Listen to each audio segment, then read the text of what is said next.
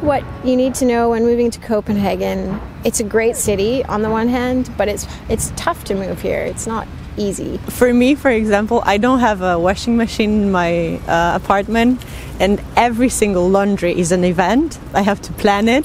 I have to find like a gap to do my laundry. When you move to Copenhagen, you have to keep in mind that lots of different international students, they all want to have a job, and in order to get the financial support from the government.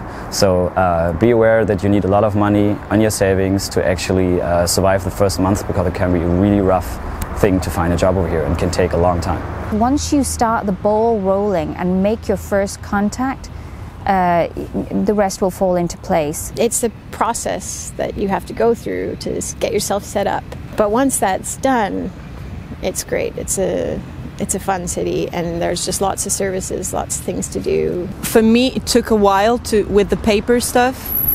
I couldn't understand what comes first. Once I figured out, and like people in the office, they helped me like, okay, so this is first, this is step number 1, number 2, number 3, blah blah blah.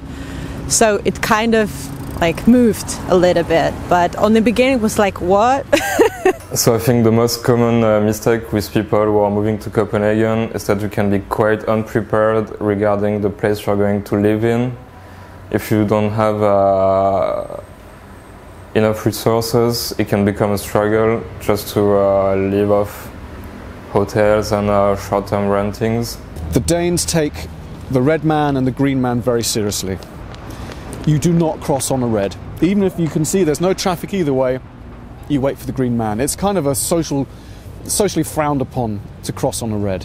When you actually find a job in Copenhagen, be aware that the tax system over here is a kind of confusing. Even the Danes, in my experience, don't really know how it works exactly. So basically, try to get every support you can get. There's an international house over here in Copenhagen. They can help you with everything.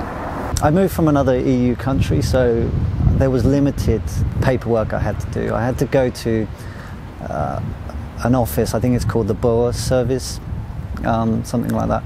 And you have to wait around for a few hours to get what's called a CPR number. I think it's on Hans Christian Andersen Boulevard. They have staff there that are willing to answer your questions and try to direct you in the right direction. And they were helpful when we first got here to get us into, for example, to get into the kindergarten, to get the yellow cards, but they can't help you with everything. So that's why I think it's really important to get Danish contacts and friends to help you with the housing, for example. It's difficult to automatically know and automatically build the network. You have to go and go to places like the International House, where you will find resources and networks.